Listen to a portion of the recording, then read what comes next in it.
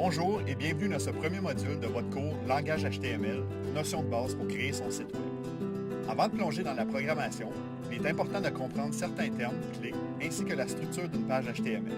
Ces informations vous aideront à bien cerner la base de la programmation.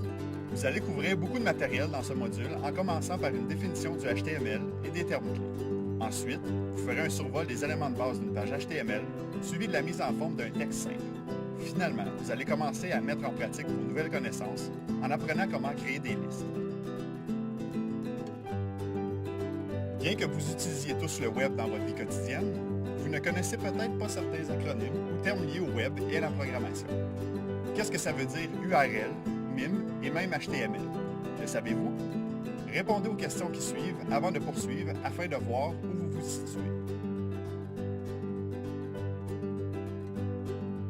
Si vous avez trouvé les bonnes réponses, vous possédez déjà certaines connaissances de base qui vous aideront tout au long du cours.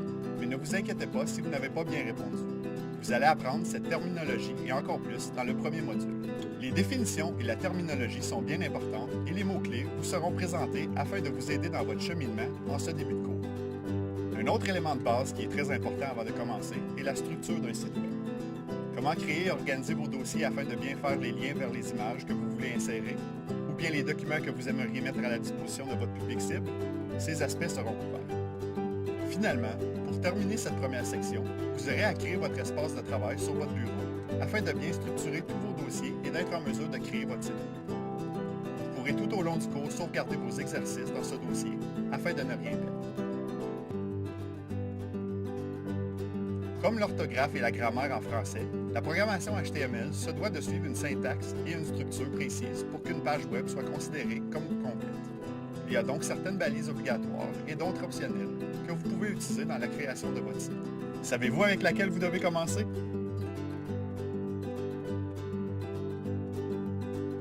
Rendu à la section 3, vous allez déjà commencer à avoir une meilleure idée de comment se compose une page web et comment commencer la vôtre. Vous allez comprendre ce qu'est une balise et son importance. Vous verrez dans cette troisième section comment mettre en place une mise en page simple en utilisant quelques balises qui vous aideront à créer des titres, des paragraphes et mettre des mots en gras ou en italique, à diviser vos pages et même à insérer des commentaires dans votre code. Tentez votre chance avec la question suivante. Connaissez-vous déjà le rôle de certaines balises? N'oubliez surtout pas que la plupart du temps, lorsqu'on ouvre une balise, il faut aussi la refermer, sinon elle ne fera pas ce que l'on veut.